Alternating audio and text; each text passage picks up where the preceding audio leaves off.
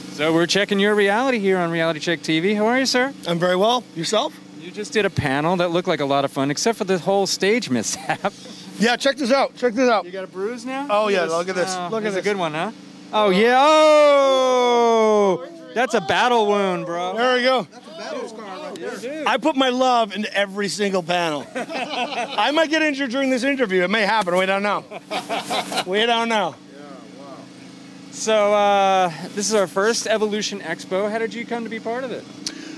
Julie, Caitlin Brown and I have a relationship. She's my representative for these conventions. So she called me up and she said she had a couple of cancellations. Could I fill in for her? And I said, of course, I'd be happy to. She had told me about the convention concept a few months ago, and I thought it was brilliant. I think bringing science fiction back into science is a great. Seems like a natural. It's a great tag, right? Because the things that do you realize that half the science that's created today is based on science fiction that was created 20 years Exactly. ago? Where they watched the show and went, fuck, we got to want to do that. Yeah. How can we do that?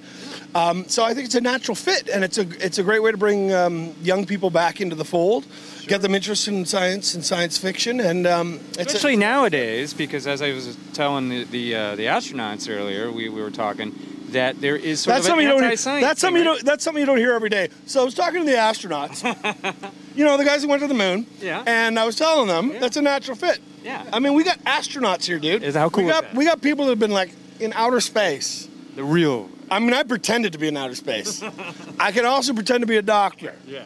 But you just play one on. But TV. I'm not going to perform any surgeries on you. These people legitimately have gone to space and have done the program, have done the thing, and to be in an event like this side by side with those guys, what an honor! What an honor! It's inspiring, isn't it? It's so inspiring. And as I was going to say, there's kind of been an anti-science backlash these days, as we see in our political realm, and so maybe something like this can help change, reverse the trend.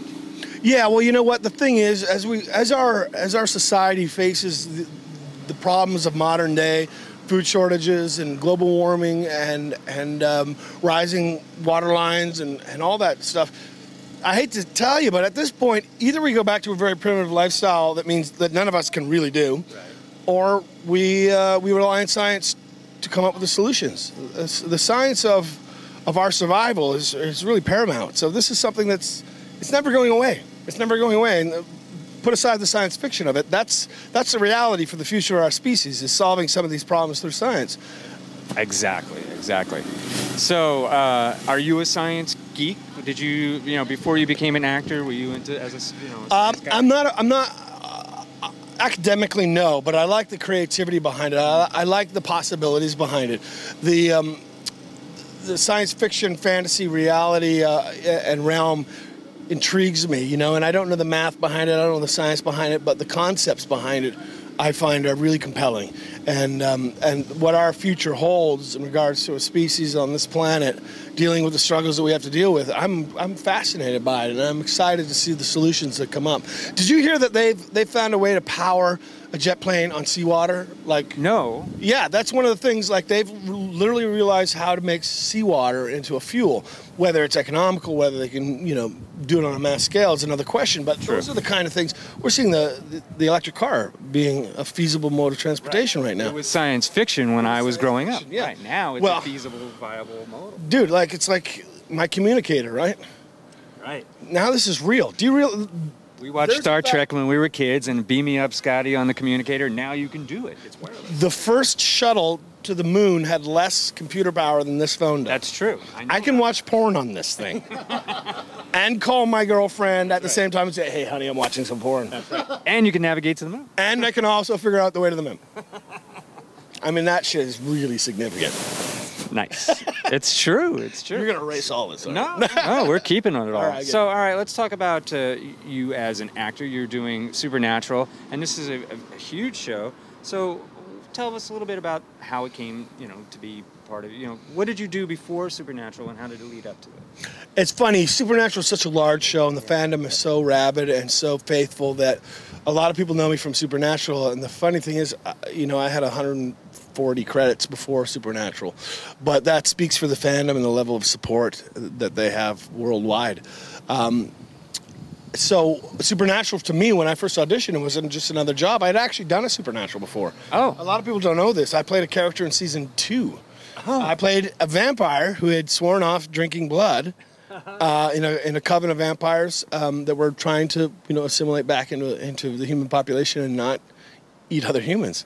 So I've played that character twice. Oh. Yeah. Oh, cool. And so the audition process was the exact same, and I just I got a really good read off of it. It was extremely well written, and I got a really good sense of it, and went in and did my thing, and they loved it. So he was such a great character to play. He was so much fun, and that world, that fandom is so huge, and that mythology is so detailed and so specific. That's one of the great things about science fiction is you really have to create a huge tapestry, a tableau of sorts, to draw the viewers in. And in the old days, the problem with a sci-fi show or fantasy shows, the technology just didn't support it. You couldn't pull off, a cyclops. You couldn't pull off a unicorn. You couldn't pull off a spaceship and make it believable. And now we're in an age where all that stuff is completely possible. So CGI. Yeah, so you can evens the playing. You can weave that story, and the sky's the limit. There is no limitation to about what can we actually pull off, and it's incredible.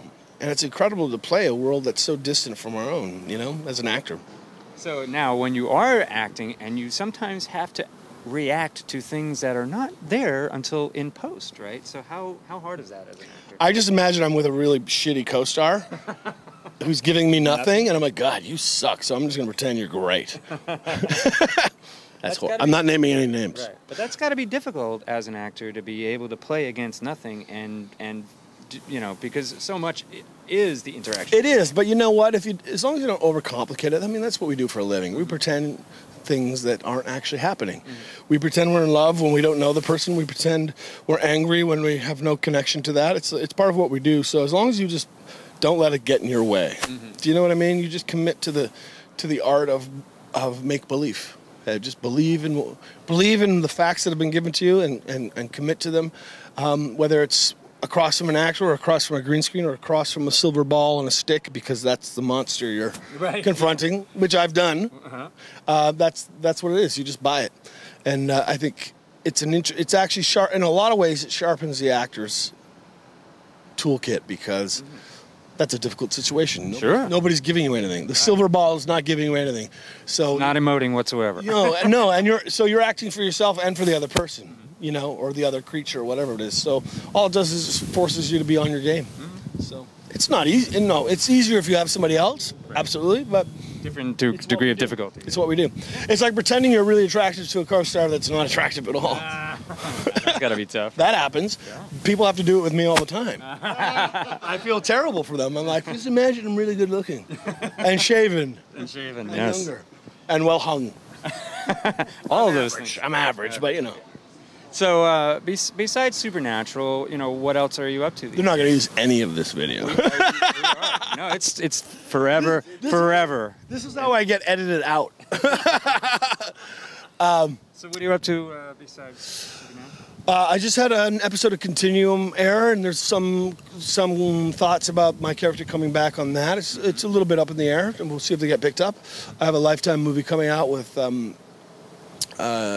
Haley Duff. First time I get to play a doctor, which is great. I play a cardiologist. So I can actually use that pickup line of, I'm not a doctor, but I played one on TV if you want me to have a look. I love it when the camera guy laughs. They're going to be like, how the fuck did we edit out the camera dude? So yeah, staying busy. I've got some voice work coming up, and looking for the next big one. Looking for the next big one. So people... Oh, yeah. I can. Yes. You know what? It's great to be part of that franchise because I just watched the last one. I liked it. It was really good. I thought they did a really good job with it. They did a great job of marrying the younger generation, the newer generation. I love the fact that it was like a post-apocalyptic version of the war. The war is almost lost. I thought it was fantastic. I played Mitchell Lorio, and it's funny, that's a role because a lot of times people go, oh, you played in X-Men 2, what character you play? I'm like, I played the security guard. And when you describe that, you know, you think people are like, oh, okay, so you had one line. And I'm like, no, he was actually a significant character and drove the plot fairly significantly. Wait, the security guard that kissed Rebecca Romijn? And that's the line that comes out. See, that's what happened. Nobody gives a Now you're our hero. Nobody gives a shit about what the acting job was. Like, man, you kissed Rebecca Romijn. That's got to be awesome. It's awesome. Did you blow a few takes on purpose? She was an amazing woman. She's a guy's girl, so she makes all the jokes, all the innuendos.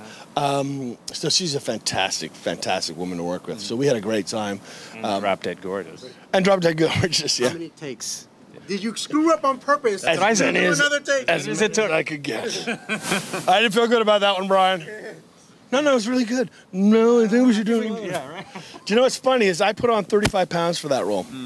So I showed up and literally I was like 4 sizes too big for my costume. And they asked me to do it, but they didn't really know what I'm 35 pounds in 3 weeks. Wow. And so years later, I was doing Men in Trees, and we were doing the upfronts at TCAs, and I went up to Rebecca Romijn, and I'm like, Rebecca, it's Ty Olsson. I don't know if you remember me. She looked at me for a minute. I'm like, Mitchell Lorio?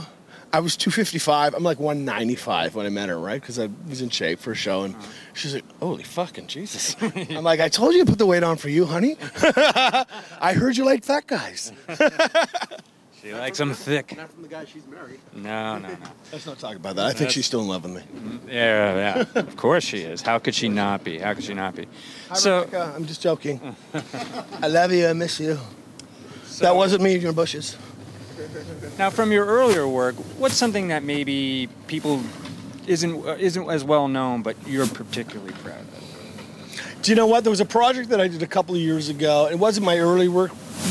More recently? But it was 2009. I did a pilot called Borealis, and the year was 2045. The ice caps had melted, and the last oil and gas reserve was found in northern Canada, and the world was on the precipice of destruction kind of thing, where everybody was kind of fighting over the last natural resource. I played an ex-MMA fighter who had been killed in the ring, revived through nanotechnology, but kind of didn't all come back. It was one of those things like he crossed over, they revived him, but there was a lot of some stuff missing kind of thing. And so he had set up this gold rush town in northern Canada for to supply services to the oil pigs. And it was one of those things where for me, because I'm such a huge MMA fan, to be able to play that kind of a character that was gritty and damaged, but a reluctant hero. So that was one of those ones. To be the number one and be able to carry the show and feel the energy of the show was a real rewarding experience for me.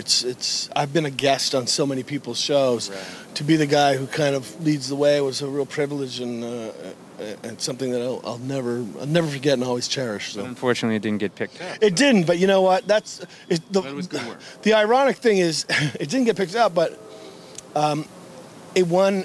This is Canada for you. I love my country, but Canada, you're so silly. It won 3 awards, Canadian Screen Awards, for best script, best movie, and best music or something. So you won 3 fucking awards for a show that didn't get picked up. I know, that's kind of crazy. Like, do you not see the irony here, folks? Like, seriously, what else do you want? Well, you know. Hold my outtake and take that home with me.